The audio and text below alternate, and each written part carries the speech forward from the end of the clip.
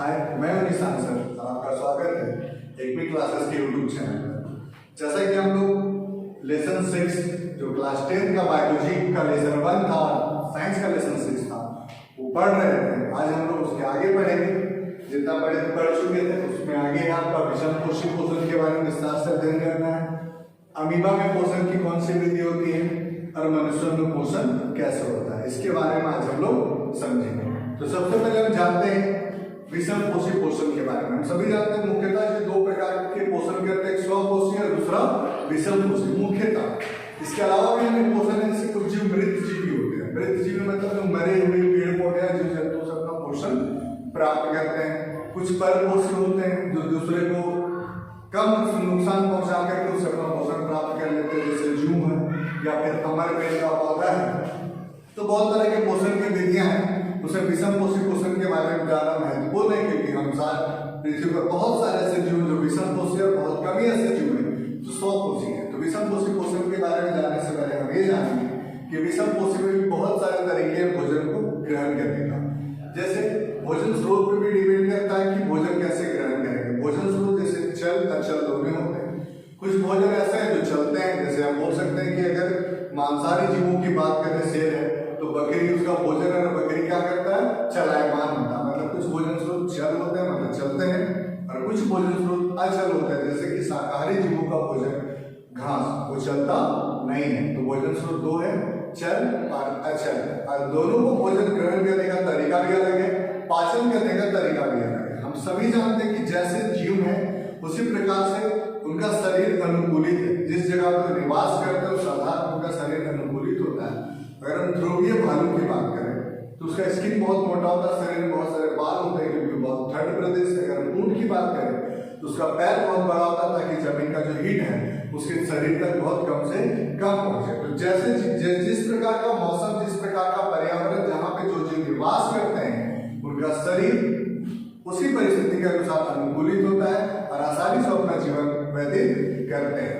उसी प्रकार से भोजन ग्रहण करने का तरीका भिन्न भिन्न। अगर जल स्रोत भोजन का है तो मांसाहारी जो उस प्रकार से भोजन ग्रहण करते हैं तो उनका भोजन ग्रहण करने का तरीका और भोजन का पाचन का तरीका दोनों अलग होगा। शाकाहारी जीवों के भोजन ग्रहण करने का तरीका और पाचन का तरीका वो भी अलग होगा। मनुष्यों को भोजन ग्रहण करने का तरीका और पाचन करने का तरीका वो भी अलग है।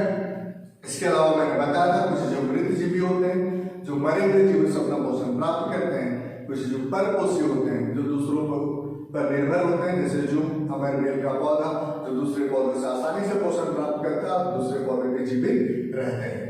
इसी प्रकार से हम एक और जीव के बारे में जानते हैं, अमीबा के बारे में। यहाँ पे इस अमीबा का जो पोषण का विधि है वो जानना इसलिए आवश्यक है क्योंकि कुछ जीव ऐसे होते हैं कि सारे के सारे भोजन को शरीर के अंदर ग्रहण करते हैं, फिर उनका पाचन होता है, तब जाके उन्हें एनर्जी मिलता है। और कुछ जीव ऐसे होते हैं जो शरीर के बाहरी भोजन का विखंडन कर देते हैं और केवल पोषक तत्व को ही शरीर के अंदर ग्रहण करते हैं, जैसे मशरूम है, ईस्ट है, फफूंदी है। इस तरह के जीव हैं जो शरीर के बाहरी भोजन का विकलन कर देते हैं और शरीर के अंदर केवल पोषक तत्व ग्रहण करते हैं। और दूसरी ओर मानव है जो पूरा का पूरा भोजन शरीर के अंदर ग्रहण करता है, फिर उसका पाचन होता है, फिर उसे ऊर्जा प्राप्त होता है, तब हम जाके उसका उपयोग करते हैं। इसी तरह का एक जीव हमारा है अमीबा, जो कि हम जानते हैं सूक्ष्म जीव है, एक कोशिकीय जीव है। तो अमीबा में पोषण की विधि जैसा कि आपके बुक में दिया हुआ है तो इसे समझना बहुत ही जरूरी है। 9th क्लास में भी इसके बारे में हम लोगों ने जाना था। अमीबा में पोषण, तो अमीबा में जिस विधि द्वारा पोषण प्राप्त किया जाता है उस विधि को हम एंडोसाइटोसिस विधि कहते हैं। मतलब अमीबा जिस विधि द्वारा अपना पोषण प्राप्त करता है उस विधि को हम एंडोसाइटोसिस विधि कहते हैं। यहाँ चित्र के माध्यम से देखिए, एक अमीबा है, अमीबा के सामने भोजन है। तो अमीबा यहाँ से लेकर भोजन तक पहुंचने के लिए अपने जो उभरे हुए भाग हैं, अमीबा का कोई निश्चित आकार नहीं होता, उसे बहुत सारे उभरे हुए भाग होते हैं। जब इच्छा हो अपना आकार को बदल सकता है। तो अमीबा में जो उभरे हुए भाग होते हैं उसको हम प्रवर्ध कहते हैं। प्रवर्ध या फिर कूटपाद भी कहा जाता है। तो प्रवर्ध या कूटपाद के सहायता से अमीबा आसानी से भोजन तक पहुंचता है। फिर अमीबा भोजन को चारों ओर से घेर लेता है। फिर तीसरा स्टेज में आता है कि भोजन अंदर जो रिक्तिका वहां पर प्रवेश कर जाता है और अंत में अमीबा भोजन का वो जो भोजन से पोषण है उसको आसानी से प्राप्त कर लेता है। तो शुरुआत कैसे होता है? कूटपाद या फिर प्रवर्ग के माध्यम से अमीबा भोजन तक आसानी से पहुंचता है, फिर भोजन को चारों ओर से कूटपाद के माध्यम से घेर लेता है, फिर भोजन का विघटन शरीर के बाहर करता है और फिर पोषक तत्व तो आसानी से प्राप्त कर लेता है। तो ये था प्रक्रिया स्टेज बाय स्टेज अमीबा के भोजन ग्रहण करने का। और ये जो प्रक्रिया है, इस प्रक्रिया को हम एंडोसाइटोसिस के नाम से जानते हैं। इन सारी चीजों को एक बार फिर से हम समझते हैं। हमने जाना विषमपोषी पोषण। विषमपोषी पोषण जो पोषण के लिए दूसरों पर निर्भर है, जिनमें क्लोरोफिल उपस्थित नहीं होता है, वो विषमपोषी पोषण कहलाता है। फिर विषमपोषी पोषण में बहुत तरह के जीव होते हैं, कुछ शाकाहारी होते हैं, कुछ मांसाहारी होते हैं, कुछ परपोषी होते हैं, कुछ आपके वृद्धजीवी होते हैं। सबके भोजन लेने का तरीका, भोजन को पचाने का तरीका और उनका भोजन भी भिन्न भिन्न होता है। और जो जीव जिस परिस्थिति में, जिस भौगोलिक परिस्थिति में रहते हैं, उनका भोजन भोजन करने का तरीका, उनका शारीरिक अनुकूलन भी उसी के अनुसार बना हुआ होता है, ताकि उन्हें अपने जीवन को व्यतीत करने में किसी प्रकार का कोई दिक्कत ना आए। तो उसी प्रकार से हमने अमीबा में पोषण को देखा। इससे जान लेते हैं अमीबा में पोषण की जो विधि है उसे एंडोसाइटोसिस कहते हैं। अमीबा का कोई निश्चित आकार नहीं होता। अमीबा एक कोशिकीय जीव है। इसमें बहुत सारे उभरे हुए प्रवर्ग होते हैं। उभरे प्रवर्ग मतलब उभरा हुआ भाग, जिसे कूटपाद कहते हैं। कूटपाद के माध्यम से अमीबा भोजन तक पहुंचता है, फिर भोजन को चारों ओर से मतलब घेर लेता है। थर्ड स्टेज में भोजन व्यक्तिका में पहुंच जाता है। फोर्थ स्टेज में भोजन का अंतर्ग्रहण हो जाता है और अमीबा अपना जो पोषण है आसानी से वो प्राप्त कर लेता है। अब हम मनुष्यों में पोषण की बात करते हैं। जैसे कि हमने जान लिया कि विषमपोषी पोषण, अमीबा में पोषण की विधि। अब मनुष्य पोषण के बारे में पढ़ेंगे, क्योंकि हम लोग मनुष्य है और मनुष्य में पोषण को समझना बहुत ही आवश्यक है। और एग्जाम के दृष्टिकोण से भी ये बहुत ही इंपॉर्टेंट है। ये जो आपको फिगर नजर आ रहा है मनुष्य में पोषण का, जो अभी मेरे द्वारा समझाया जाएगा, इस फिगर से कम 5 से 6 क्वेश्चन बनेगा और एग्जाम में भी पूछा जाएगा, ये तय है। इसलिए इस फिगर को बहुत ही ध्यान से देखेंगे और समझेंगे। बहुत इजी वे में समझ में आ जाएगा आपको और उम्मीद है कहीं कोई डाउट नहीं होगा। देखते हैं, ये मनुष्य का पाचन तंत्र है, जिसमें मुख है, कंठ है, ग्रसिका जिसे हम आहार नाल भी कहते हैं, मतलब आहार नाल का ही जो नाम है ग्रसिका भी है और ईसोफेगस भी है। उसी प्रकार से आपका अमाशय है, यकृत है, अग्नाशय है, क्षुद्रांत है, बृहदांत्र है और परिशेषिका है। अब हम सारे जो पार्ट्स हैं उनका वर्क को समझते हैं। कोई भी मनुष्य सबसे पहले जब भोजन ग्रहण करता है तो सबसे पहला काम मुंह में भोजन को डालता है और डालने के बाद उसे अच्छे से चबाता है। इसलिए चबाता है क्योंकि भोजन का जो संरचना बहुत जटिल है और अगर उसे सरल में खंडित नहीं किया गया तो आसानी से उसका पाचन नहीं होगा और हमें ऊर्जा प्राप्त करने में परेशानी होगी। इसलिए सबसे पहला काम भोजन को ग्रहण करने के पश्चात चबाते हैं ताकि छोटे छोटे टुकड़ों में खंडित हो जाए। साथ ही साथ हमारे जो मुंह है उसमें एक एंजाइम होता है जिसको हम लार एमिलेज बोलते हैं। लार एमिलेज या फिर टाइलिन भी बोला जाता है। तो मुंह में एक एंजाइम होता है जिसको लार एमिलेज या टाइलिन कहते हैं। एंजाइम का मतलब क्या है, मैंने पहले की वीडियो में बताया था। एंजाइम वो बताता है जिसके माध्यम से भोजन का जो जटिल संरचना उसे सरल संरचना में खंडित किया जाता है। भोजन का आसानी से पाचन को संभव बनाता है। उसी रासायनिक पदार्थ को हम लोग एंजाइम कहते हैं। तो मुंह में जो लार में एंजाइम होता है जिसे हम लार एमिलेज कहते हैं। तो लार एमिलेज हमारे मुंह में जो भोजन ग्रहण करते हैं, जिसे हम चबाते हैं, उसमें आसानी से वो पूरी तरह से मिल जाता है। तो भोजन के पाचन में लार की भूमिका क्या है, इस प्रकार का एक पहला क्वेश्चन आएगा। तो सबसे पहला पॉइंट होगा इसका आंसर में कि जो भोजन है उसको चिकना बनाता है लार, ताकि आसानी से वो ग्रसिका या आहार नाल द्वारा आमाशय तक पहुंच सके। दूसरा, लार में जो एंजाइम है लार एमिलेज, भोजन के जटिल संरचना को सरल में तोड़ने का कार्य करता है। तो लार का क्या काम है, 2 काम। पहला, भोजन को चिकना बनाना ताकि उसका स्थानांतरण मुंह से लेकर आमाशय तक आसानी से हो जाए। दूसरा, भोजन के जटिल संरचना को सरल संरचना में खंडित करना ताकि उसका पाचन आसानी से हो जाए। अब हम आगे जानेंगे, यहाँ तक का कार्य हम लोग समझ चुके हैं। भोजन चबा लेने के बाद उसमें लार मिला लेने का पहला काम क्या था, भोजन को निगलना पड़ता है। तो निगलने के लिए हमें थोड़ा सा जोर लगाना पड़ता है। जोर लगाते हैं तो जैसे ही आहार नली में पहुंचता है तो आहार नली इस टाइप से थोड़ा सा फैल जाता है। अब ये जो आहार नली फैला इसमें एक गति होता है, उसको समझेंगे बहुत ध्यान से।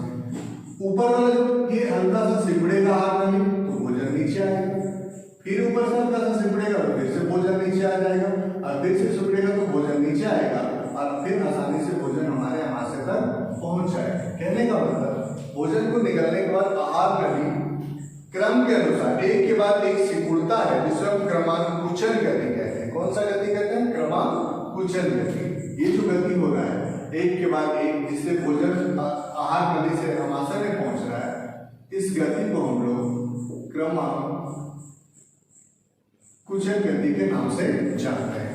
तो क्रमांकुचन गति के माध्यम से जो भोजन था वो आहार नाल द्वारा आमाशय में पहुंच गया। अब आमाशय में भोजन का पाचन कैसे होगा ये देखेंगे। तो हमारे आमाशय में जब भोजन पहुंचता है तो आमाशय में भोजन में से केवल और केवल प्रोटीन का पाचन होता है। ध्यान देंगे, केवल और केवल प्रोटीन का पाचन होता है। वो भी प्रोटीन का पाचन पूर्ण रूप से नहीं होता, प्रोटीन का आधा पाचन होता है। इसीलिए हम इसे अर्ध पाचन भी कहते हैं। प्रोटीन का आधा पाचन, इसलिए इसे क्या बोलते हैं? अर्ध पाचन। लेकिन एक कंडीशन है, आमाशय में प्रोटीन के पाचन के लिए अपन बोल सकते हैं भोजन के पाचन के लिए कंडीशन है। कंडीशन ही है कि सबसे पहले भोजन अम्लीय होना चाहिए। भोजन अम्लीय होना चाहिए, तभी यहाँ पर भोजन का पाचन होगा। इसके लिए होता क्या है, आमाशय में ग्रंथि होता है जिसे हम जठर ग्रंथि कहते हैं। जठर ग्रंथि कहते हैं। और इस जठर ग्रंथि में से तीन चीज बाहर निकलता है। पहला है आपका हाइड्रोक्लोरिक अम्ल, दूसरा है पेप्सिन और तीसरा है श्लेष्मा। तो आमाशय में जठर ग्रंथि से कितना चीज प्राप्त हुआ? तीन। HCl हाइड्रोक्लोरिक अम्ल, पेप्सिन और श्लेष्मा।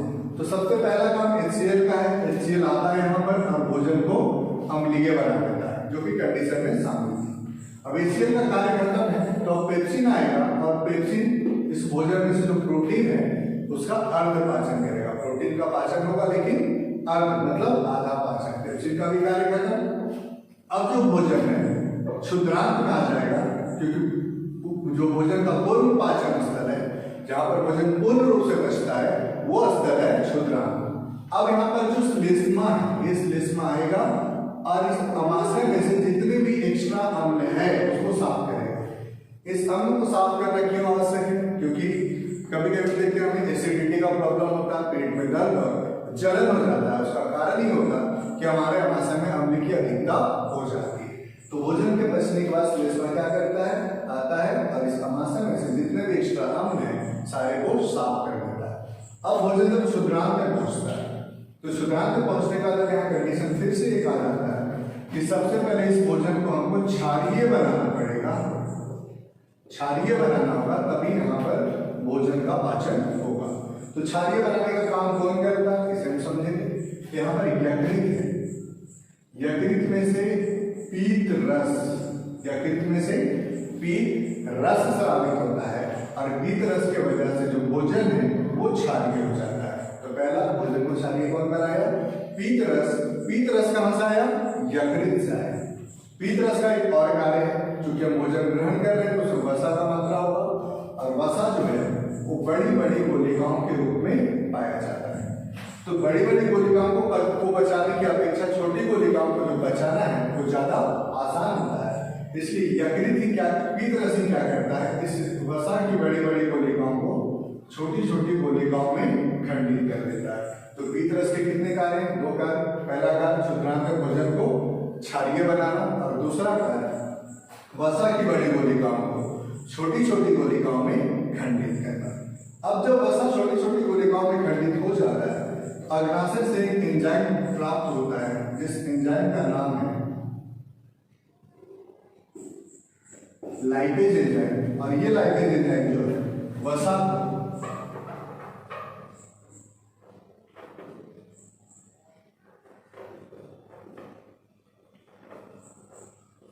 पाचित करके, वसा को पाचित करके वसा अम्ल में बदल देता है। कौन बदलता है? लाइपेज बदलता है। किसकी मदद से? पीत रस की मदद से। पीत रस क्या करता है? वसा की बड़ी कोशिकाओं को छोटी कोशिकाओं में तोड़ने का कार्य करता है। हमने पढ़ा था कि अमाशय में प्रोटीन का आधा पाचन हुआ था। अब यहाँ जो प्रोटीन बचा हुआ है उसका पूर्ण पाचन कौन करेगा? अग्नाशय से ही एक और एंजाइम स्रावित होता है जिसे हम ट्रिप्सिन एंजाइम कहते हैं। ये ट्रिप्सिन एंजाइम जो है क्षुद्रांत में प्रोटीन का पूर्ण पाचन कर देता है। अब प्रोटीन जब पच जाता है पूरी तरह से तो वो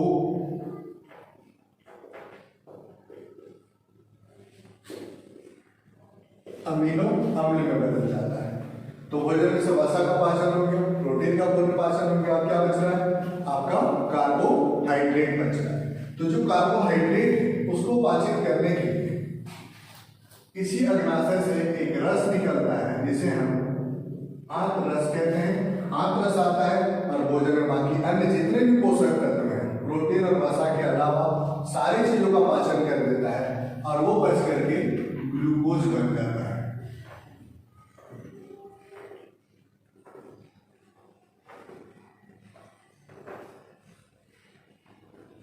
कार्बोहाइड्रेट बच के ग्लूकोज बन जाता है।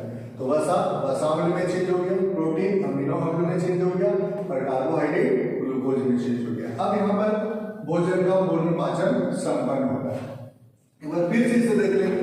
मुंह के द्वारा भोजन ग्रहण किया गया, उसे चबाया गया, उसमें लार मिलाया गया ताकि मुलायम और चिकना हो जाए, उसे अमाशय तक पहुंचने में कोई दिक्कत ना है। दूसरा, भोजन का जो जटिल संरचना है वो सरल में खंडित हो जाए तो उसके बाद भोजन क्रमांकुचन गति द्वारा अमाशय में पहुंचता है। अमाशय में भोजन का अर्धपाचन होता है, मतलब प्रोटीन का अर्धपाचन होता है। अर्धपाचन के लिए जठर ग्रंथि से सबसे पहले हाइड्रोक्लोरिक अम्ल आता है जो भोजन को अम्लीय बनाता है। उसका पेप्सिन आता है जो प्रोटीन का अर्धपाचन करता है। फिर भोजन पहुंच जाता है क्षुद्रांत में और श्लेष्मा अमाशय को साफ करने का काम करता है। क्षुद्रांत भोजन को क्षारीय बनाने का कार्य पीतरस द्वारा किया जाता है। पीतरस यकृत से आता है। पीतरस का दो काम है, पहला भोजन को क्षारीय बनाना, दूसरा वसा की बड़ी कोशिकाओं को छोटी कोशिकाओं में खंडित करना। अगला स्टेप क्या है? जब वसा की छोटी कोशिकाएं हो जाती हैं तो अग्नाशय से लाइपेज आता है और वसा को पाचित करके वसा अम्ल में बदल देता है। बचा हुआ जो प्रोटीन है उसके लिए ट्रिप्सिन आता है, ये भी अग्नाशय से आता है और प्रोटीन को अमीनो अम्ल में चेंज करता है। अन्य जो पोषक तत्व हैं लाइक कार्बोहाइड्रेट उसका पाचन होकर के ग्लूकोज बनता है। इसका पाचन जो है वो आंत रस के द्वारा होता है। यहाँ भोजन का पूर्ण पाचन कंप्लीट होता है। लेकिन हम सभी जानते हैं कि जहां पर भोजन का पाचन हो रहा है, पाचन तंत्र केवल ऊर्जा का जरूरत कोई नहीं, ऊर्जा की जरूरत शरीर के प्रत्येक कोशिकाओं तक है। तो इस ऊर्जा को मतलब पोषक तत्व को शरीर के प्रत्येक कोशिकाओं तक पहुंचाने का कोई सिस्टम होना चाहिए। वो सिस्टम क्या है उसे समझते हैं। ये जो क्षुद्रांत है, क्षुद्रांत बहुत सारे उंगली जैसे उभरे हुए प्रवर्त होते हैं जिन्हें हम दीर्घ रोम कहते हैं। तो क्षुद्रांत बहुत सारा उभरा हुआ भाग होता है जिसे दीर्घ रोम कहा जाता है। तो ये जो दीर्घ रोम है ये भोजन के और शोषण के लिए सर्दी के क्षेत्रफल को बढ़ा देता है। जैसे मान लीजिए कोई भोजन यहाँ पर बनाता है तो आसानी से फैल जाएगा और भोजन के लिए आसानी से जो स्पेस चाहिए ये आपको उपलब्ध करवा देता है। तो भोजन का शोषण के लिए सर्दी क्षेत्रफल को उपलब्ध कराया तो दीर्घ रोम, मतलब भोजन का शोषण कौन करता है? दीर्घ रोम। संरचना उसका कैसा है? उंगली जैसे उभरे हुए प्रवर्त है जो आसानी से सर्दी क्षेत्रफल को बढ़ा देते हैं और भोजन का शोषण कर लेते हैं। चूंकि भोजन का शोषण दीर्घ रोम में हो जाता है तो दीर्घ रोम में बहुत सारी रुधिर वाहिकाएं होती है। रुधिर वाहिकाएं, और रुधिर वाहिकाएं क्या करती हैं? सारी कोशिकाओं से जुड़ी होती है। तो ये जो रुधिर वाहिकाएं हैं आसानी से यहाँ से जो पाचित भोजन उसको ग्रहण करती हैं और शरीर की सभी कोशिकाओं तक उसे पहुंचाने का कार्य करती हैं। इस प्रकार से हमारा भोजन का जो पाचन है वो कंप्लीट होता है। इसके साथ ही एक बात और जाननी होगी है, जब भोजन का पाचन होता है तो उसमें कुछ बेकार पदार्थ बनते हैं जिन्हें उत्सर्जन की आवश्यकता है। उत्सर्जन मतलब बेकार पदार्थ को शरीर से बाहर निकालने का प्रक्रिया। तो बेकार पदार्थ तीन तरह के होते हैं, सॉलिड में, लिक्विड में और गैस में। गैस में जैसे कार्बन डाइऑक्साइड, लिक्विड में जैसे यूरिन और सॉलिड में जो भी अन्य पदार्थ बच जाते हैं उसे प्रेदांत के माध्यम से शरीर से बाहर निकालते हैं। उसके साथ ही साथ वो जो सॉलिड वेस्टेज होता है, सॉलिड वेस्टेज में जो लाभदायक चीज जैसे पानी वगैरह है जो बॉडी के लिए जरूरी है तो उसे परिशिशिका द्वारा, यहाँ पर परिशिशिका का कार्य ये है कि भोजन के पाचन के उपरांत जो भी हानिकारक पदार्थ बनते हैं जिन्हें शरीर से बाहर निकालना है उसके साथ कुछ अच्छे पदार्थ बाहर ना चले जाए तो उसे अवशोषित कर लेना, ये परिशेषिका का कार्य होता है। इस प्रकार से सारा प्रोसेस उम्मीद है आपको समझ में आ गया। इसमें से कुछ क्वेश्चन है जो हम डिस्कस कर लेते हैं। जैसे पहला क्वेश्चन इसमें बनता कि भोजन के पाचन में लार की क्या भूमिका है, तो कंप्लीट हो चुका है। उसके बाद फिर दूसरा क्वेश्चन बन जाता है कि हमारे शरीर में प्रोटीन का पाचन कैसे होता है। तो प्रोटीन का पाचन मुख्यतः हमारे शरीर में दो जगह पर होता है, एक पहला आमाशय में और दूसरा क्षुद्रांत में। किस प्रोसेस से होता है मैंने आपको बता दिया है। तीसरा है कि प्रोटीन की पाचन के लिए कौन कौन से एंजाइम होते हैं, तो पेप्सिन और ट्रिप्सिन एंजाइम होते हैं। फिर नेक्स्ट क्वेश्चन हो सकता है कि हमारे शरीर में वसा का पाचन कैसे और कहाँ होता है, तो वसा का पाचन क्षुद्रांत में होता है, प्रोसेस मैंने आपको बता दिया। फिर नेक्स्ट क्वेश्चन होगा कि हमारे शरीर में भोजन के अवशोषण के लिए क्षुद्रांत को कैसे अभिकल्पित किया गया, मतलब भोजन के अवशोषण को करने के लिए क्षुद्रांत का स्ट्रक्चर संरचना किस प्रकार का है, तो मैंने बताया क्षुद्रांत में दो भाग होते हैं जो भोजन के अवशोषण के सतही क्षेत्रफल को बढ़ा देते हैं, और क्षुद्रांत में बहुत सारे लोहे वाहिकाएं होती है जो पाचित भोजन को लेकर शरीर की सभी कोशिकाओं तक पहुंचाने का कार्य करती है। तो इस प्रकार से हमारा सारा क्वेश्चन और सारा जो टॉपिक था वो क्लियर हो गया। अब अगले वीडियो में हम लोग मिलेंगे मनुष्य विश्लेषण सब्जेक्ट के साथ, और आगे भी हम लोग इस चैप्टर को आगे खत्म करेंगे। उम्मीद है आपको ये वीडियो पसंद आएगा और आप सारी चीज को बेहतर तरीके से समझ गए होंगे। अगर उसके बाद भी कोई डाउट है तो आप कमेंट बॉक्स में कमेंट कर सकते हैं या फिर डायरेक्ट कॉल भी कर सकते हैं। चैनल को लाइक करें, शेयर करें और सब्सक्राइब जरूर करें।